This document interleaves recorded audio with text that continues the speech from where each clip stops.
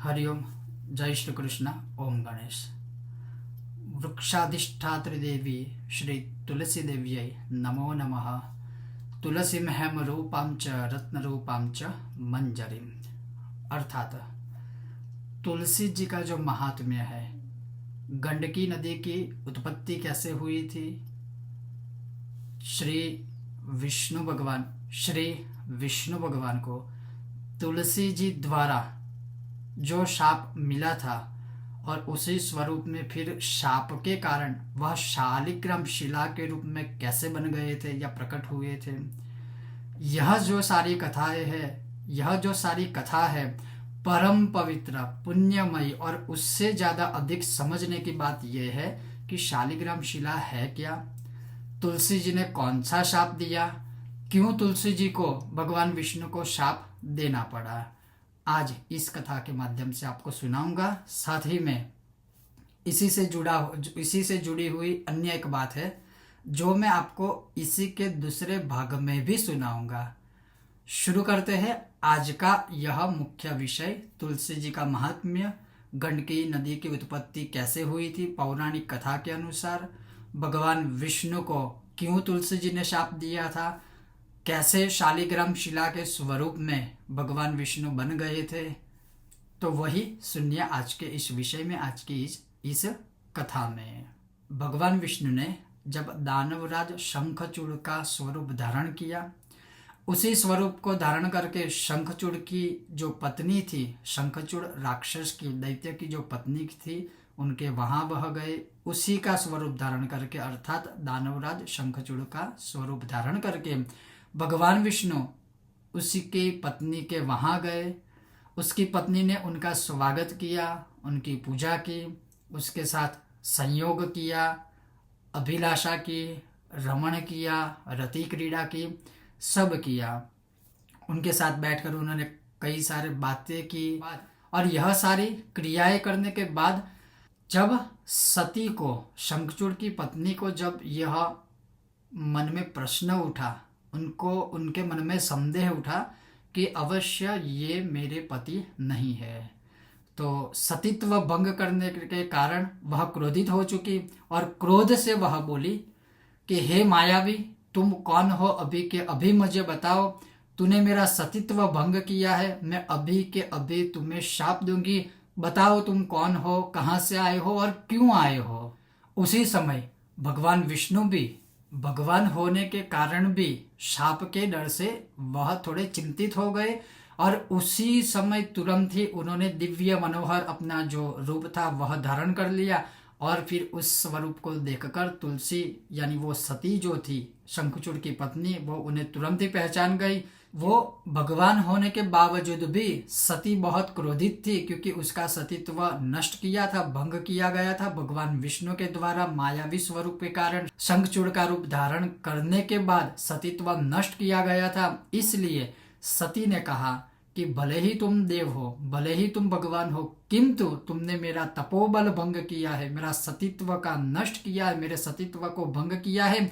इसलिए जैसे तुम भगवान होने के कारण भी पत्थर दिल वाले हो, उसी अनुसार मैं अभी के अभी आपको शाप देती हूँ, तुम्हें शाप देती हूँ कि जैसे तुम्हारा मन पत्थर है, कठोर है, उसी प्रकार से तुम्हारा जो स्वरूप है वो भी अभी के अभी पत्थर के जैसा निर्दयी और कठोर बन जाए। और मेरा यह पति धर्म नष्ट होने के कारण, तुम्हारे कारण, तुमने मेरा पतित्व, मेरा सतीत्व नष्ट किया है, इसके कारण मेरा पति अब जीवित नहीं रह पाएगा। इसीलिए तुम अभी के अभी पाषाण बन जाओगे, तुम पत्थर बन जाओगे, ये मैं आपको शाप देती हूँ, ये मैं तुम्हें शाप देती हूँ। यह कहकर शंखचूड़ की पत्नी बहुत क्रोधित हुई, वह विलाप करने लगी और रोने लगी, चिल्लाने लगी कि मेरा पति अब जिंदा नहीं रहेगा, मेरा सतीत्व भंग किया गया है, मुझे धोखा दिया गया है, ऐसा बोलकर वह विलाप करने लगी। यह सब सुनकर उसी समय वहां पर भगवान श्री हर अर्थात श्री शिवजी प्रकट हुए और भगवान शिव जी ने कहा, हे सती, हे तुलसी, तुम रो मत, तुमने जैसी भावना रखकर तप किया था उसी का तुम्हें परिणाम प्राप्त हुआ है, उसी के फल अनुरूप यह सब सारी लीलाएं हुई है। तुम व्यथित मत हो, मैं कुछ ऐसा रास्ता निकालूंगा जो तुम्हारे लिए भी अच्छा होगा और भगवान श्री हरि के लिए भी, अर्थात आप दोनों के लिए कुछ अच्छा हो, मैं ऐसा रास्ता निकालता हूँ। अब तुम्हारा जो पति है शंखचूड़, उसकी अब मृत्यु हो जाएगी और तुम्हारा भी सतीत्व हरि ने ही भंग किया है, तो तुम अब अपना जो दिव्य शरीर है उसका त्याग करो और लक्ष्मी के स्वरूप बनकर स्वयं श्री हरि के साथ वैकुंठ में जाओ, वैकुंठ में निवास करो। और तुम्हारा जो शरीर, तुम्हारा जो देह तुमने त्याग किया है और तुम्हारा जो शरीर है, तुम जो यह देह त्याग करोगी, वह देह, उसमें से गंडकी नदी का उद्भव होगा, उद्गम स्थान होगा और स्वयं तुम तुलसी के स्वरूप में बन जाओगी। ये मेरा वरदान है। और यही शरीर जो है, इसी शरीर में से गंडकी नदी का उद्भव होगा, पूरा शरीर जो है वह गंडकी नदी बन जाएगा और भारतवर्ष में यह गंडकी नदी के नाम से प्रसिद्ध हो जाएगा। और यह नदी बहुत पवित्र पुण्यमयी होगी, जिसमें विष्णु की जो पाषाण शिला है, जो शालग्राम है, वो भी इसी नदी में से प्राप्त होगा, क्योंकि तुम्हारे द्वारा ही यह लीला रची गई है। उनको शाप दिया गया था, श्री हरि को शाप दिया गया था, तो इसी नदी में से शालिग्राम शिला प्राप्त होगी। और थोड़े समय के बाद इसी नदी के माध्यम से तुम्हारा जो शरीर का अंश होगा वो तुलसी के स्वरूप में परिवर्तित हो जाएगा। और जब जब भी भगवान श्री शालिग्राम की पूजा होगी, तब तुम्हारा भी वहां पूजन होगा और तुम्हारे हर पत्तों को तुलसी के स्वरूप में श्री हरि के ऊपर या श्री हरि के साथ रखा जाएगा। अर्थात तुम्हारे द्वारा जो विष्णु को शाप दिया गया है वह शालिग्राम बन गए हैं और उसी के मनोरथ, उसी के अनुकूल तुम्हें भी जो शाप दिया गया और तुम जो तुलसी का पौधा बने हो, वृक्षाधिष्ठात्री देवी बनी हो, तो तुम्हारे बिना शालिग्राम की पूजा कभी पूर्ण नहीं मानी जाएगी। सिर्फ इतना ही नहीं, मृत्यु के पश्चात होने वाली क्रियाओं में तुम्हारा पूजन की सामग्री के स्वरूप में बहुत ही महत्व दर्शित होगा। सिर्फ इतना ही नहीं, जहाँ जहाँ पर श्री हरि शालिग्राम रूप में निवास करेंगे, वहाँ वहाँ साथ तुम्हें भी निवास करने को मिलेगा और बिना तुम्हारे शालिग्राम शिला कभी भी अकेली नहीं रहेगी और ना ही कोई रख सकता है, ना ही कोई रख पाएगा। तुम्हारे बिना किया गया शालिग्राम का जो पूजन होगा वो कभी सफल नहीं माना जाएगा। ये मैं तुम्हें वरदान देता हूँ। और सिर्फ इतना नहीं, मैं तुम्हें वरदान देता हूँ कि तुम वृक्षाधिष्ठात्री देवी बनकर श्री हरि के साथ नित्य रमण करोगी, नित्य क्रीड़ा करोगी। तुम ही श्री हरि की पत्नी के स्वरूप में लवण सागर में से उत्पन्न होगी। तुम एक लक्ष्मी का ही स्वरूप मानी जाओगी। और मैं श्री हरि को कहूँगा कि तुम्हारे शाप के कारण उनका जो पाषाण स्वरूप बना है, वो पाषाण स्वरूप अर्थात उसको शालिग्राम कहा जाएगा। और वह जो शालिग्राम जो है वो भगवान श्री हरि के स्वरूप में जो पाषाण होगा, जो शालिग्राम होगा, वो और कहीं पर भी नहीं किंतु गंडकी नदी के समीप ही निवास करेंगे। फिर से सुनिए, वो और कहीं नहीं किंतु सिर्फ गंडकी नदी के समीप अर्थात आपके ही नजदीक में वो सदैव निवास करते रहेंगे और करेंगे।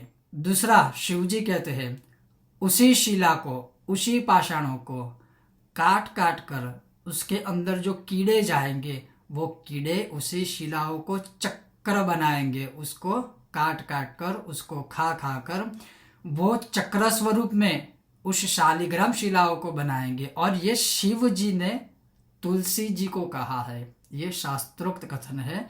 जो हम शालिग्राम शिला में देखते हैं कि उसमें भिन्न भिन्न चक्र होते हैं, उसमें स्वर्ण भी पाया जाता है, तो वो शिव जी ने ही स्वयं कहा है कि वहाँ पर कुछ जो वहाँ पर कोई कीड़े होंगे, वो कीड़े या जो जीव जंतु होंगे वही उस शिलाओं को काटेंगे थोड़ा थोड़ा करके, उसी शिला के अंदर जाएंगे और उसमें वो चक्रों का निर्माण करेंगे, जो स्वयं शालिग्राम स्वरूप में श्री हरि का ही एक अंग होगा। और जैसे जैसे वह कीड़े जैसे जैसे चक्रों का भेद करेंगे, उसमें से दो भाग करेंगे, तो जैसे चिन्ह होगे वैसे उस शालिग्राम का नाम रखा जाएगा। जैसे लक्ष्मी नारायण है, सुदर्शन चक्र स्वरूपी शालिग्राम है, लक्ष्मी नारायण स्वरूपी शालिग्राम है, गणेश शालिग्राम है, शिव शालिग्राम है, विष्णु शालिग्राम है, ऐसे भिन्न भिन्न उसका नामांकरण होगा। ऐसा शिव जी कहते हैं। और उन्हीं शिलाओं के साथ, उन्हीं शालिग्राम के साथ, उन्हीं पाषाणों के साथ तुलसी जी का सदैव निवास होगा।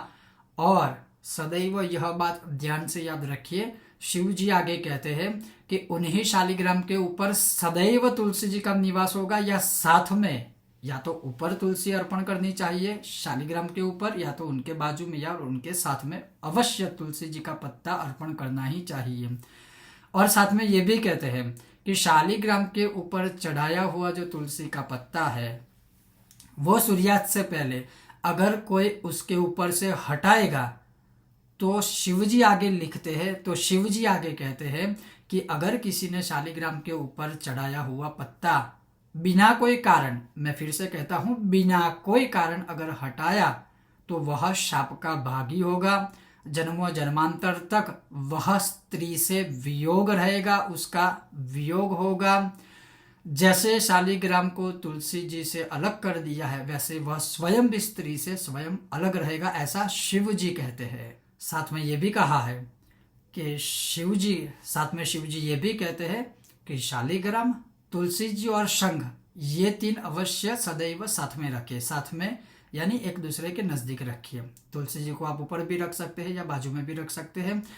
साथ में शिव जी ये कहते हैं कि अगर शालिग्राम के समीप में शंख है और शंख को दूर किया तो भी दूर करने वाला अगर कोई लड़का है तो वो लड़की विहीन रहेगा इस जन्म में या आने वाले जन्मों में। अगर कोई लड़की है तो वो लड़के के विहीन रहेगी, अर्थात उन्हें शादी करने में, उनको विवाह करने में, लग्न करने में बहुत कठिनाइयों का सामना करना पड़ेगा। ये शिव जी का कथन है इस कथा में। जो महाज्ञानी पंडित या जो महाज्ञानी या जो भक्त शालिग्राम शिला को, उसके ऊपर तुलसी के पत्ते को और साथ में शंख को, तीनों को जो साथ में रखता है वह श्री हरि का साक्षात परम प्रिय भक्त बन जाता है, ऐसा शिव जी का कथन है। इन तीनों को सदैव साथ रखना चाहिए। इस प्रकार से भगवान शिव जी ने एक बीच का रास्ता निकाला, तुलसी जी के सामने, शालिग्राम शिला के सामने, और दोनों को प्रसन्न किया। तुलसी जी भी संतुष्ट हुई, शालिग्राम के रूप में हरि भी संतुष्ट हुए, और उनकी संतुष्टता को देखकर, इस वरदान को, शिव जी के वरदान को सुनकर, शिव जी के दर्शन करके फिर वहाँ शिव जी को नमस्कार किया, प्रणाम किया, और वह नमस्कार प्रणाम स्वीकार करके शिव जी वहाँ से अंतर्ध्यान हो गए। यह सारा वृतांत सुनकर, शिव जी का यह कथन सुनकर तुलसी जी ने अपना दिव्य देह त्याग कर दिया और वह स्वयं वैकुंठ में चले गए। तुलसी जी के देह में से, जैसे शिव जी ने कथा में मैंने आपको सुनाया कि शिव जी ने जैसे वरदान दिया, तुलसी जी के देह में से, शरीर में से गंडकी नदी उत्पन्न हुई, उद्गम स्थान बन गया। गंडकी नदी के समीप ही भगवान श्री अच्युत, भगवान श्री विष्णु पाषाण शालिग्राम के स्वरूप में निवास करने लगे। उस शालिग्राम में कीड़े, जो जैसे शिव जी का कथन था कि जो जंतु थे, जो कीड़े थे, उन्होंने छिद्र बनाए, उन छिद्र को कुदरती स्वरूप से अलग अलग आकार दिया, रूप दिया।